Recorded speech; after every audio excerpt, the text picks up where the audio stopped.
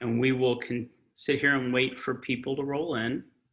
I'll go ahead and get started. My name is K.P. Reddy. I'm the founder of Shadow Ventures. We're a seed stage venture capital firm focused on the built environment. So doing our part to try to improve things around us. We do a series of webinars focused on different topics. We try to get pretty narrow. Today is focused on kind of assets, asset management, and resiliency. And I think while it's topical to current times, I think resiliency is kind of a ongoing, continuous thing.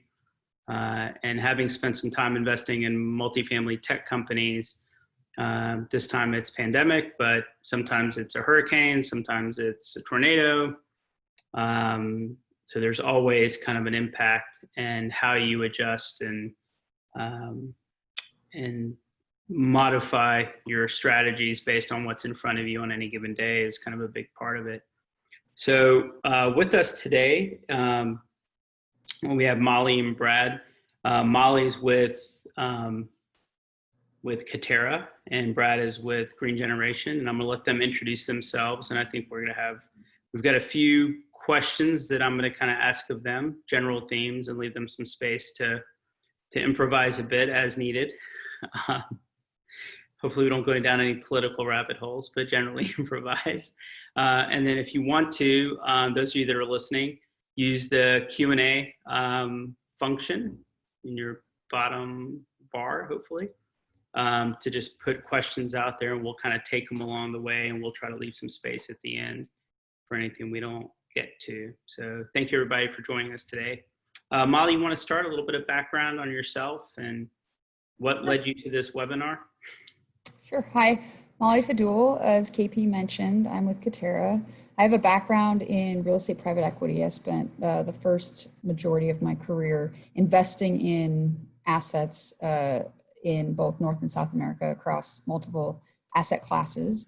In about 2015, I started investing in and showing interest in real estate technology and real estate technology companies, especially as it relates to their impact on societal issues that we have, especially with regards to affordable housing, which has led me to Katera, who is working on bringing offsite solutions and technology to construction to achieve more efficient building, as well as more cost-effective building, which can bring additional supply to our multifamily market.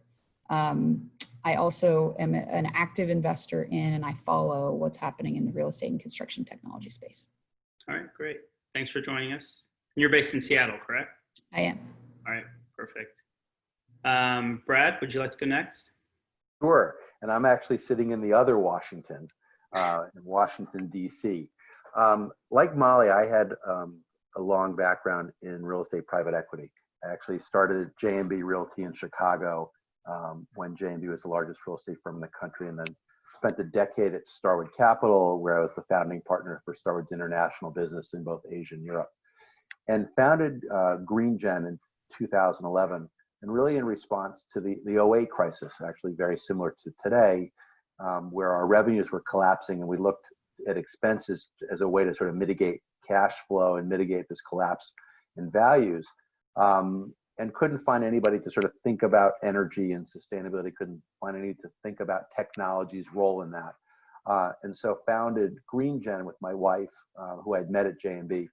And today we are a global energy solutions company with offices here in Washington, D.C., London, Tokyo, Shanghai, and really focus on driving a financial outcome relative to energy. And in a sense, the co-benefit is sustainability and resiliency.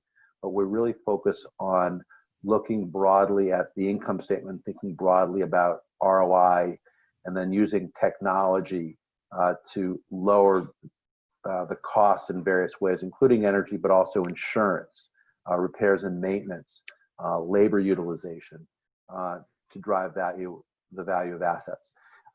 And today we run our core business is solutions, which is where we assess assets and portfolios, engineer solutions, and execute and deliver them. But we also run an energy data analytics business. We run a venture capital platform, which is focused on investing specifically in technologies that impact the value of the asset. So where specifically on the income statement of a building are we trying to impact? Not process related things, not corporate related things, but asset related things. And we think very broadly about how technology impacts value in the built environment. So, and most of the groups we work with are large financial investors, the very large real estate private equity firms around the world are typically our clients. All right, great. So it's interesting, the topic of resiliency. I always find that whenever there's the next new fad, the first thing we do is appoint a chief of and give them a great title with very limited resources. So, historically, chief sustainability officer was a thing. And we hired one of those and gave them no resources and said, go do amazing things and these really broad mission statements. In the last few years, we've seen the chief innovation officer in real estate. Once again, very limited resources, but with broad strategies. And now we've seen it with cities, the idea of a chief resiliency officer, which is just a huge bucket, right? Just the term, for those of y'all that have Google in front of you, Google resiliency, and you'll see the different facets of what's considered resiliency. For purposes of today, Mollie, how would you define kind of resiliency as it relates to assets and asset management and kind of the topic of the day? Yeah, so I guess I'll start in terms of just what the word means to me. I mean, to me, I think it's the capacity to recover quickly from an unpredictable event. And I think as it relates to real estate, you need to think about how you as an asset owner or as an asset operator can respond to an issue, adapt to what you need to change, and then absorb and react as quickly as possible when you think about kind of the unforeseen events that could hit your assets. And that involves a variety of issues, including the one that we're facing today in terms of a global pandemic, but also, a lot of what sounds like Brad focuses on with regard to climate change, and thinking about how that might impact our assets or, the income statement line items when you have macro or, political or economic unforeseen events. Brad, do you have a different angle around resiliency related to kind of more your day-to-day work? Yeah, I think it's interesting because I think Mollie's generally spot on, but I'll add or sort of shade it a little bit differently, which is more than just the notion of responding quickly. It's really the ability to, as a way we think about it, how we use technology to create resiliency, to withstand the shocks. In other words, to basically it's not just about responding to them when they happen, recover quickly, but how do you basically invest in the built environment, invest in buildings, and take on certain things that allow you to keep, maintain continuity of operations.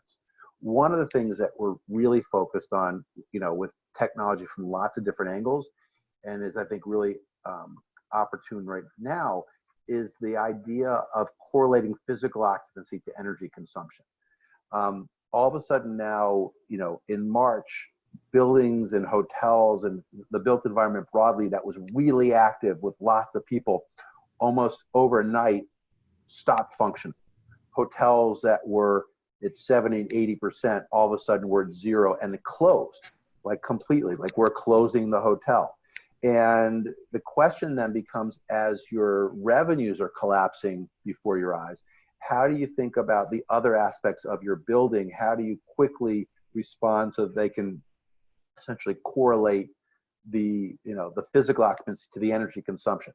The most obvious thing that we all did was labor. That's why you saw over 30 million people losing their jobs, because as businesses lost their business, they were quickly right-sizing their labor and their payrolls to match the loss of revenues. But that's not the only thing you see happening.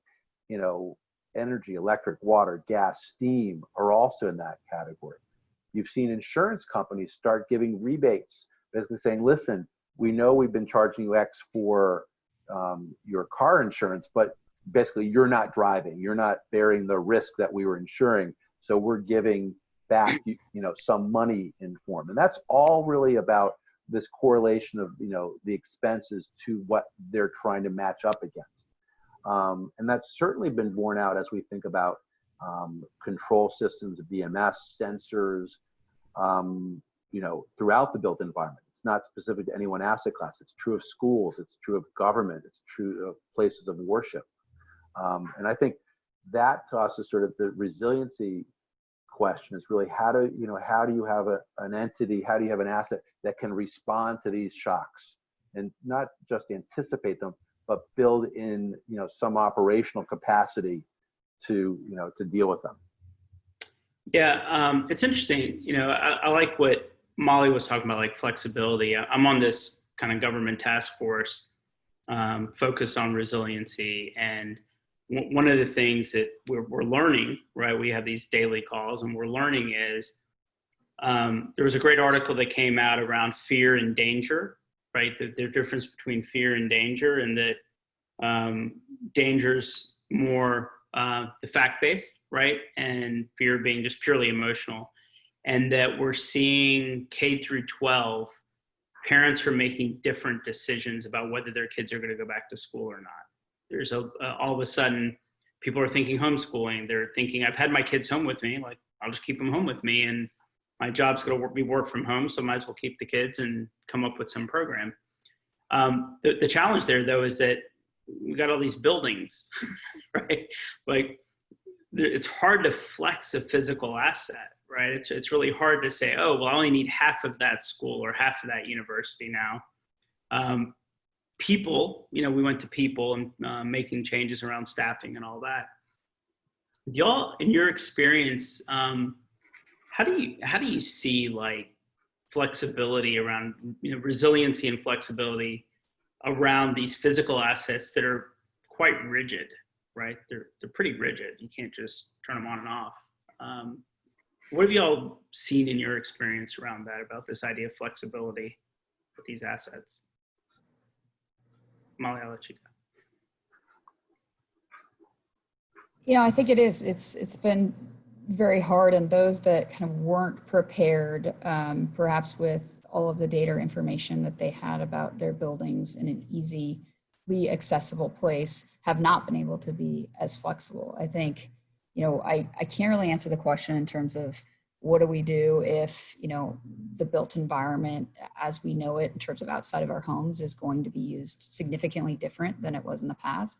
But what I think, I've seen in terms of operators is that their ability to have flexibility has a lot to do with the information that they have on their buildings. And if they have good data and information, they have a lot more ability to make decisions in order to be flexible and understand, okay, if I, turn off, this, that, or the other, and I can save energy here because I don't have income coming in, for my retail tenants or whatever it is, they can make a decision if they have good data and be more flexible if they have information about their assets. I mean, some folks in the industry that are asset owners or operators, unfortunately, don't have good information about their assets that they own themselves. And so I've seen more flexibility among folks that are able to better have information about their own portfolios, much less about, what's going on with the rest of the world and other asset owners. Okay. Brad, do you have any thoughts about how to impart some level of flexibility with a highly inflexible asset, so to speak? Yeah, I think first, in many cases, it's not going to happen overnight. Certainly in the office sector, people are locked into space, with leases. And so, they're somewhat sticky. These large companies that say they're going to move more to remote, they have a headquarters that's not easily divisible. And so, they can't just, hive off 10 floors of their building and basically redo their lobby, their security, their elevator access, easily. But I think what's happening is we're accelerating trends across a lot of industries. You already saw a lot of changes in education. That's accelerating. You already saw, to some extent, the trend toward more remote work or different ways of work. Telecommuting Friday, hoteling. That just accelerates it. But on the other hand, the notion of social distancing and putting more space around people and de-densifying real estate, at least until there's a vaccine or a really good cure, is pushing the other direction. So I don't know that it's completely clear. I'll just tell you sort of a quick anecdote, because I think at the end of the day, data is really important in all this. We have a hotel in Europe that we run the data on for one of our clients. And when they closed, we saw that it was still using 15,000 euros a month of energy. And that seemed very high to us. And so we started to dig in and work with the on-site team and troubleshoot this. Long story short, what we discovered is that when the hotel was built, not by our client, but before they acquired it, someone had wired in several large horsepower pumps on the adjacent river to move water around.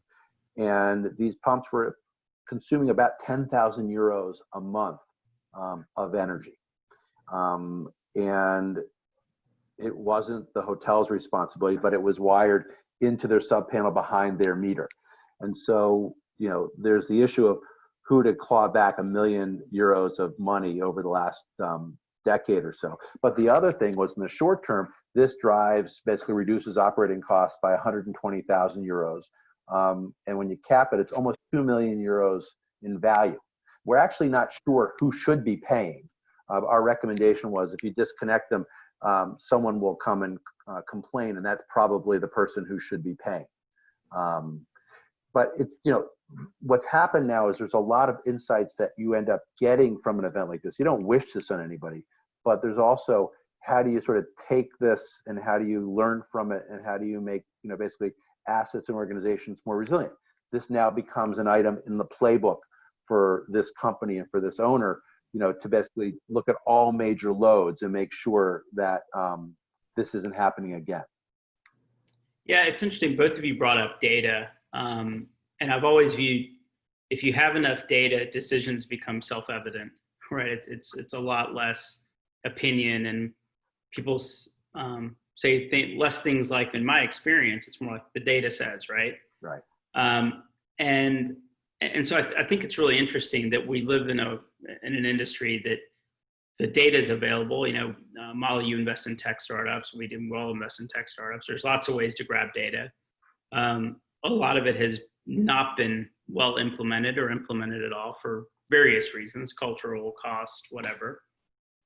But when we think about resiliency, and I always talk about like the planned versus unplanned events, in the world of planned events, maintenance cycles, et cetera, that's just all governance, right? You know what the maintenance cycle of a device or anything on a property is, and you do the work, right? It's a governance thing. The unplanned events are the things that really you have no control over. You can only know what your plan of action is. When you think about that, how,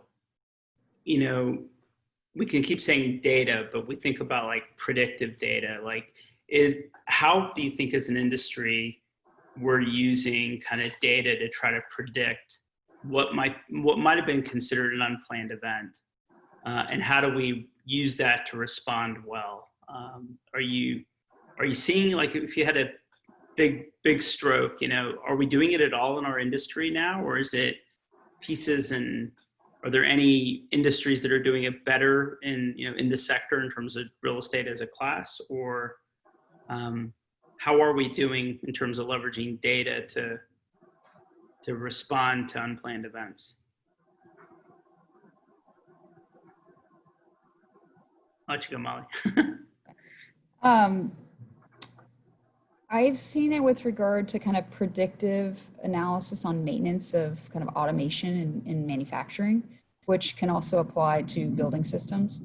And I don't think that real estate, to a very large degree, is using predictive analytics in any way, although there are some startups that are starting to apply it to building systems, and I think that it's proved to have a really high ROI. But we do see it in automation in manufacturing, as far as machinery being able to tell you when there could be an issue or when there could be maintenance. You talked about governance, and yes, you're always maintaining building systems or machinery in factories, but if those tools can begin to tell you when they're about to have a problem, or you can collect data to be able to understand when there is an issue, you can react before that issue becomes a problem, before the HVAC system is out, or before you have a security issue in a building.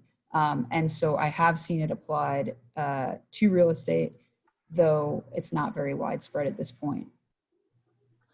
Yeah, KP, it's an interesting question. So I would argue that there's a lot of data in buildings, and there are moments and places where we need more data, but it's really about how we make the data actionable. Devices collected, but the device, if you knew this thing over here was going to do X, then you do Y over here. And it's getting these two pieces of equipment to talk to each other. Real estate historically has basically used a run to fail business model. And in part because the cost of the event is not great. If your heat pump or your PTAC goes out, you just, if it's a hotel, you don't rent that room. If it's, an apartment, you just basically say, we've called, they're going to be here tomorrow. And so it doesn't have the urgency, and it was cost effective. Real estate generally is hated to basically do reserves. They don't like doing budgets and basically reserving a certain amount of money each year. And even if it's 40 years old and it should only work for 30, it's kind of working. But part of that, I think, is this notion of cost and return. And where we've seen is, if you look at a typical income statement of, say, a multifamily asset, you've got energy on one line, and you've got repairs and maintenance as a completely separate line, even though it could easily be argued that it's really an energy cost. And so you're not thinking about the fact that this really old piece of equipment is expensive to maintain, not only the service contract itself because it's out of warranty, but you're getting a lot of emergency calls, a lot of after hours calls, or maybe not getting the perfect fit for equipment. You're just getting whatever's available in the market. You don't think of that, because now if you replace that piece of equipment, that cost goes away. And that's part of ROI. It runs more efficiently. It uses less electric or gas or water, steam, whatever it might be. And I think part of the opportunity today is having this broader, view of return. There might even be insurance savings if you replace an old piece of equipment where, if it fails, there's a risk of an event. And if you can demonstrate to your insurance company, and they only care about two things: the probability of the event. If you reduce the probability, that helps, and the cost of the event should it happen. Those are the only two things that insurance really think about. And if you can mitigate those and you can demonstrate that, that's another cost saving. So our experience is there's savings and ROI all over the place. Data is sort of what tells you what's going to happen. It's, things aren't going to not occur. They're not unplanned. I would simply argue that most of these are in fact planned. They're maybe, I might call them low probability events. Right. They're going to happen. It's just a low probability, but nobody ever reserves, 1% a year for the 100-year event. They just basically close their eyes, and when it happens, they're like so shocked. I can't believe that the river breached, or Right. The pipe leaked. Completely predictable, low probability but predictable. Yeah, that's true. I think I've written extensively, probably for the last 15 years, about the brokenness between kind of the CapEx side of the house and the OpEx side of the house. How CapEx makes decisions about a building, about an asset, that OpEx has to live with.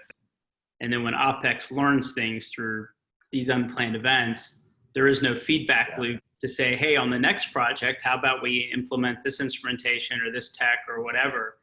And it just kind of keeps cycling through. But to your point,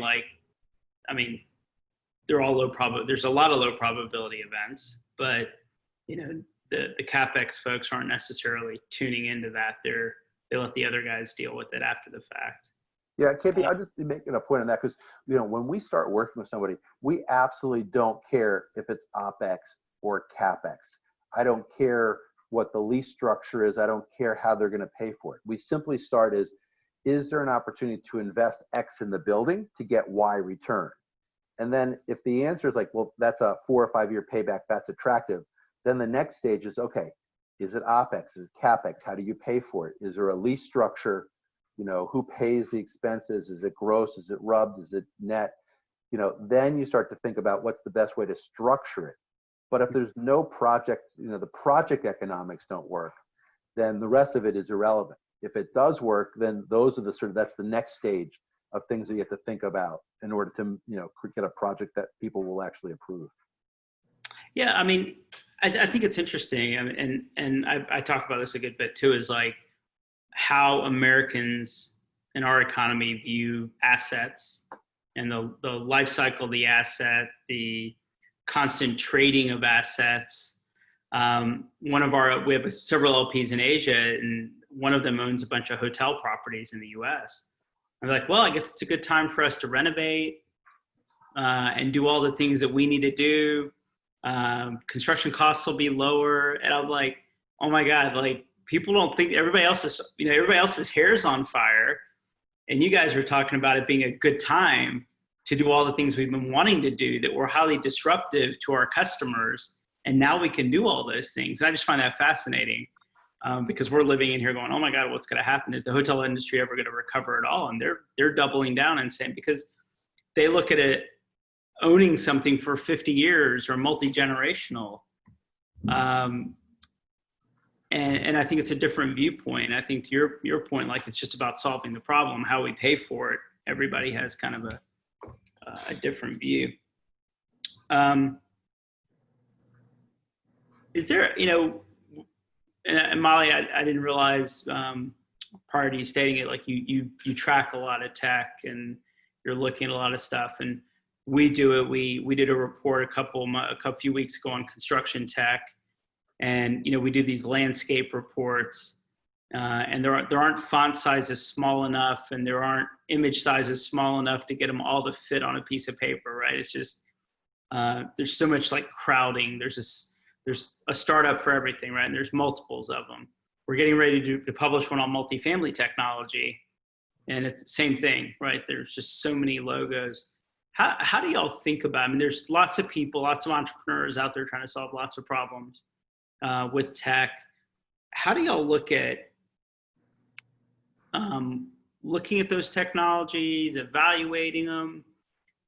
Do you look at it from kind of the problems that are in front of you today, or do you say, well, hey, I'm going to go to where the puck's going and look at trends? How do you what's kind of your overall method to your madness of evolving? And I'm sure y'all, I mean, Mollie, you work for Katera, so I'm sure, like both of y'all's, your LinkedIn requests are just going up right now as you're on this call, right? People reach out for everything. How do you like look at things, and prioritize what you want to spend time on? Yeah, I think it's gotten, every day that goes on, I think it gets more and more challenging. And in fact, I think since the world has shifted with the global pandemic that we're now facing, it seems like there's even more and more companies that are being formed and people having new ideas, that are either directly related to this or they're pivoting from something else that they were working on. And I think that it's incredibly challenging to be able to stay on top of all of the different companies that are trying to do and solve many challenges that we have in the space. But for me, what I look at is what are the biggest problems that our industry faces, and what are companies that are thinking of innovative ways to completely disrupt those issues and problems and solve them in a way that's unique. And so, there are, I'm sure, very innovative companies that could be very successful that are solving a very small piece, or they're taking someone that's already been, a disruptor and are using their technology or whatever disruption they were able to achieve and then a conduit for it. But what I care about and what I'm looking at is what are the biggest problems that our industry is facing, and what firms are thinking about extremely disruptive ways to approach those problems. So you look at it more just kind of an broader industry prioritization. Okay. Brad, what about you? It's because we're sort of working at the asset level all the way to the portfolio and strategy level. We have, a somewhat unique view. Our team of engineers, electrical, mechanical, lighting, and environmental, are in and working with assets and asset owners and on-site teams every day. So we have a pretty good idea of what the problems they're trying to solve are. They often don't know how to solve them, but they're really good at sort of saying, here's the problem and they don't know how to build the business case around it to get an ROI. But they're looking to us to help solve that and then get things done. I think one of the most interesting things going on right now is that there's a very divergent set of views and reactions to the crisis right now around the world. We've probably never been busier. Our clients are mostly well-capitalized, large, thoughtful investors, and they're all using this opportunity to basically move forward with initiatives, in many cases accelerate. They're accelerating certifications, they're accelerating energy plans, they're accelerating actually working with and investing in their assets. The other thing is sort of regional. We've gotten 7 new projects in the last 3 weeks in Asia: Japan, Korea, Hong Kong, China, down in Australia and New Zealand. And they're saying, we need to go forward. No one's backing off in this. And because we operate with local teams in all those places, we're executing against that.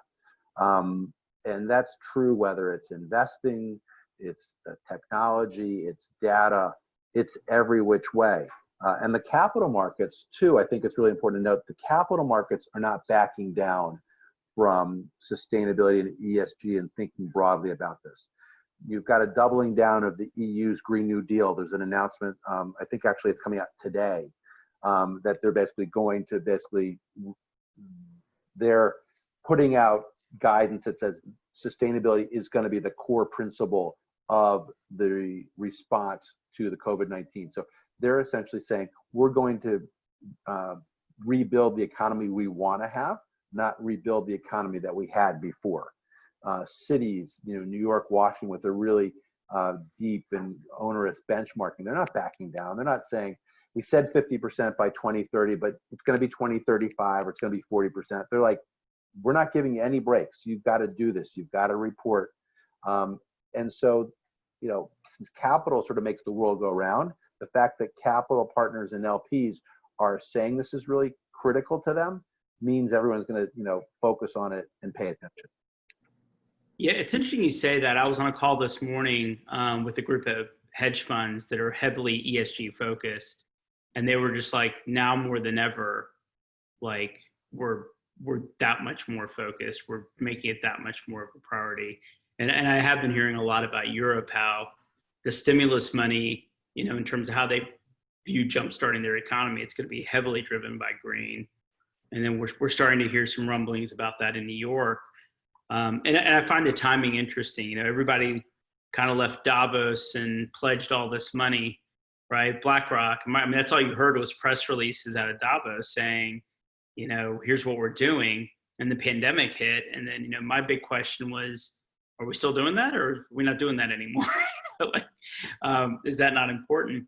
But I think some people are starting to kind of correlate pandemic to maybe poor decisions we've made around sustainability and kind of ESG, that they're maybe connected that way. So it's interesting to see all that stuff pan out. This isn't on our kind of agenda, but I've always described our industry. Everybody wants to say we should look more like manufacturing, the way we design things, build things. Katerra's, innovating a lot of these things. And I've always said we look more like the movie industry. Everybody just kind of shows up and plays their part and then goes home.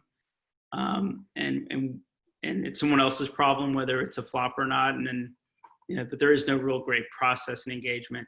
When you look at it like deploying technology, there's so many people, stakeholders, influencers. Brad, in your world, you have engineers that don't buy product, but they influence and specify product. And then you have a contractor that's just driven by price, that as long as they can get away with what they can get away with in terms of substituting. I mean, there's a lot of people that have their opinions heard on projects, but at the end of the day, it's really up to the owner, but the owner isn't as informed. How do you view like getting consensus of any sorts, or do you, to deploy new technology, or do you just line up with the owner and say, this is how it is? I mean, I think part of Katerra's vision has been that, yeah, it's broken. So we're going to do it under one roof, and there will not be a we're not going to debate opinions on what needs to happen. It's just going to be part of the process. Outside of a Katera environment, like how do you get support? Because I think a lot of people probably on this call, they're like, okay, this is all great, but I've got to convince, 3 people up and down and 10 people laterally that this is a good idea. I think Brad's referenced it, really for a lot of owners, it comes down to, when you're not talking about air quality or social distancing right now, because obviously that's of utmost priority, but it really comes down to ROI, which is, you have a technology that you're telling me will help benefit my building, show me the ROI, show me the payback period, and I'm happy to implement it in my building if you can show me that the dollars that I'm spending on it will give me a good return for that capital. And I think that is, really difficult for some folks that are in this space to be able to quantify, especially when it relates to, Brad mentioned, like predictive maintenance or like leak detection. How do you prove an ROI on a product that's not been deployed in a lot of assets yet? But I think it ultimately comes down to a financial decision for many, and maybe our world is changing, and maybe sustainability and ESG issues are going to become more of the forefront, or at least more of a factor in that. But to date, what I've seen with owners is very much ROI driven. Do you think that's changed post-COVID? I mean, because, I coached we have about 70 startups. I said, look, you're no longer selling the CEO and the strategy people, you're selling the CFO. And if you can't demonstrate it's not about pitch decks anymore, it's about spreadsheets.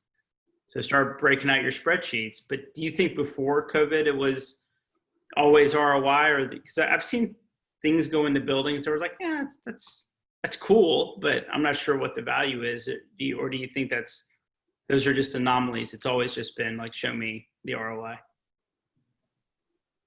I think the ROI is a key component. I think that in times when things are going well and you're 10, 11 years into a bull market cycle, you're going to see people spending money on things that maybe, don't make as much sense from an ROI perspective. But I do think that, especially now, folks are really looking towards that as a determinant in whether they're moving forward with anything new at this time.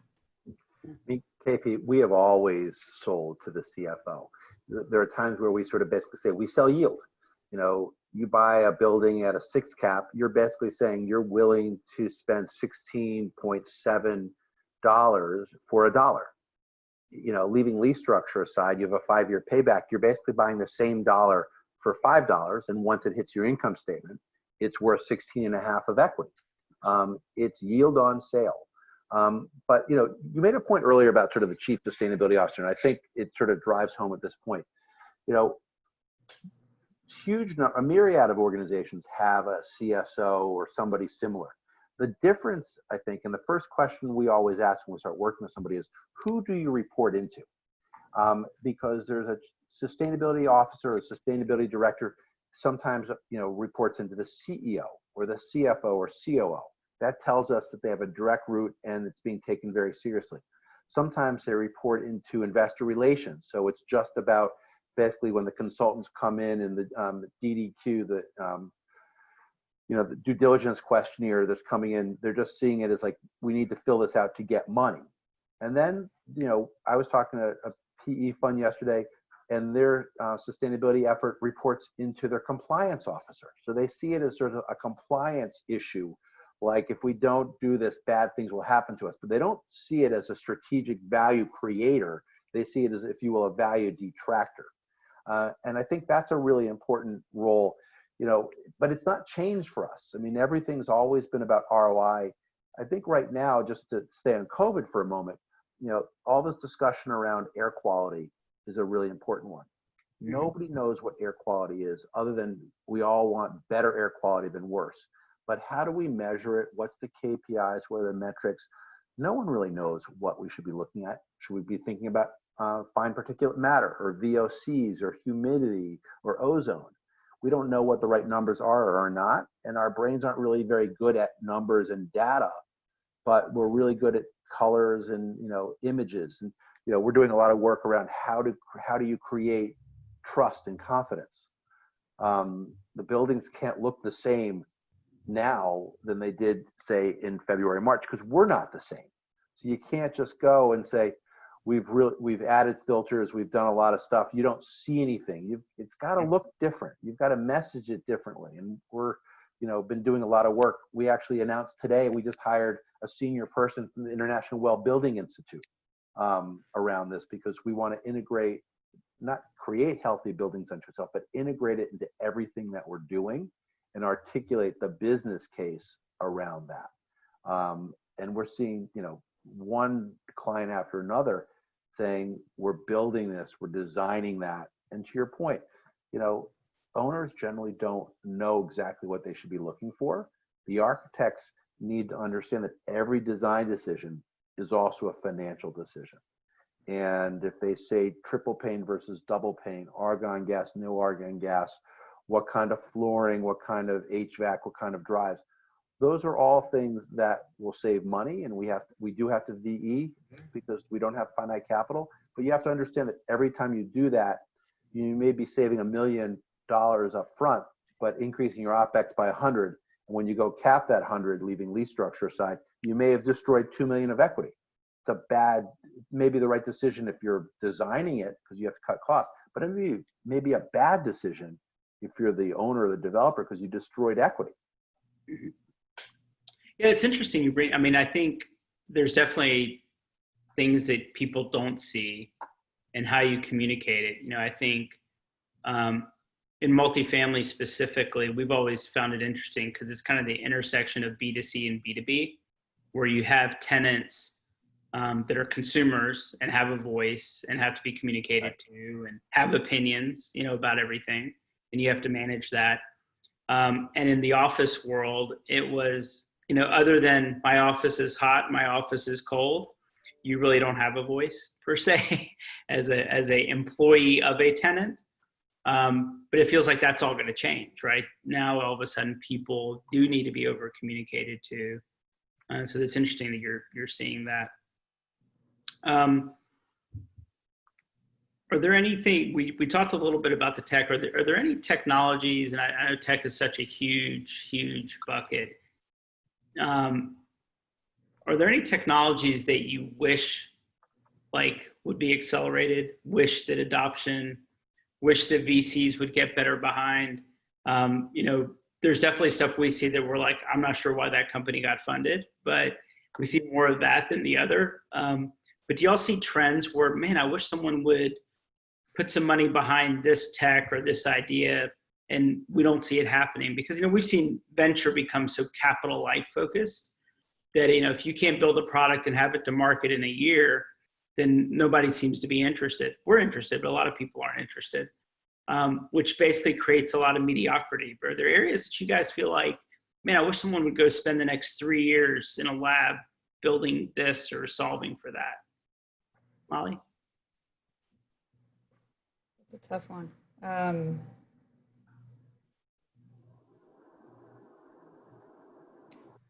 I think there's a lot of people that are going out to solve kind of the big problems that we have, but unfortunately are only getting a piece of it, or they're bringing, data and analytics to some part of the construction design or operations of real estate. But, you don't have an integrated solution. When you think about how to design, build, deliver a building that's operationally efficient, there's not a tech tool that can help you to seamlessly integrate the information that when you start with, a blank sheet and decide what your building is going to look like, to actually figuring out how much it's going to cost, to then figuring out how and who is going to build it, to then delivering it and operating it. We talk about, digital twins and understanding operations of buildings, but you don't have a technology tool that seamlessly integrates all of those steps. If we could figure out a way to do that so that in the modeling, as you're thinking about how you're designing a building, have an immediate feedback loop into what that means for operations, once you're stabilized or in 5 and 10 years on maintenance, that I think would be an incredibly valuable tool. As far as I know, that doesn't exist and no one's trying to do that. I think, interoperability and integrations back to the, it looks more like the movie industry than manufacturing on any given day. We've been my background, I did a lot in computational design and BIM, and interoperability was like, we've been talking about that for now almost 20 years, and it just doesn't seem to, everybody just decides they want to standardize on one platform that is mediocre at best versus trying to do best of breed and have it all talk to each other. So Brad, what about you? Anything that magic wand, I wish? I'll start by making the observation. I think a lot of companies don't understand what they're solving for. You know, they invent something and then they sort of reverse engineer who needs it. And most of them have a product that's part of a solution, but it's not the solution. But they don't fully understand that. You know, I would say more than anything else, we're constantly looking for things that do a better job of understanding what's actually going on in a building and communicating that to devices. Low loads, low occupancies, intermittent activity in various parts of the building. And we'd love to see more of that. It's not really sexy. The demand is not a sexy business. In the energy world, you know, supply side's much better. Every politician wants to do a ribbon cutting for solar or for wind or geothermal.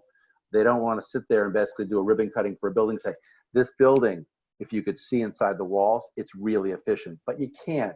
But this, you know, but this solar field, this wind, you know, wind turbine, you know, my former governor, you know, Martin O'Malley, boy, give him an offshore wind turbine where he's on a boat floating around in the wind.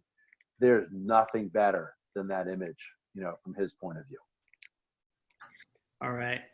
Well, we're about out of time, and I think we're kind of through all the questions. Do y'all have anything else y'all want to, any parting thoughts, ideas, leave things for people to think about? Mollie? I mean, for me, I think we're at a really unique time where, you know, we can advance digitalization of our industry, and spit that out. And I think that, you know, we're at a unique period in time where, you know, we should think about, you know, what can we do right now to make changes to better prepare for the future.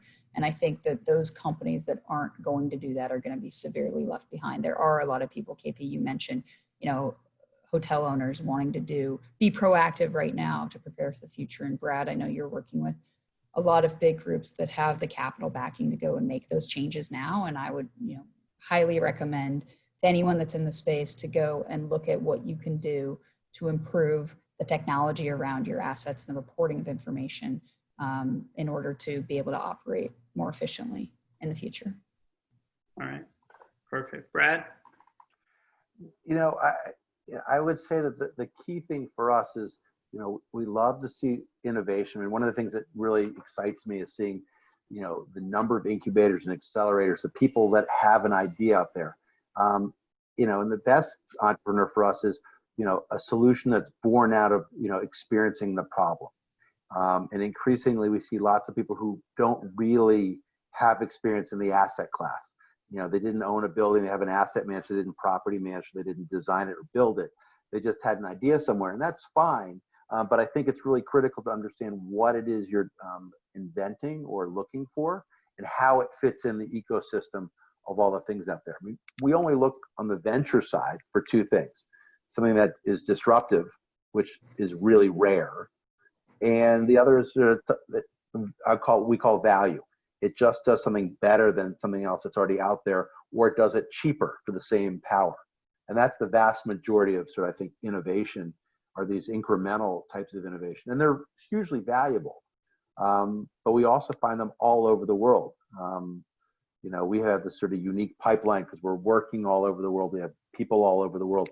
So we see innovation from all over the world. And we certainly have no belief that American companies have a lock on creating these innovations. Water, building envelope, Israel. Heating, Scandinavia. We see lots of really cool things from all over the place. And I think it's, you know, people need to understand, you know, who they're marketing to. We're all looking for better ways to run and manage our assets. But we need to understand the business case for it. It's not just enough that it's cool or it does something better. what does better mean? And that's ultimately how we think about, the technology we want to invest in. We always do pilots.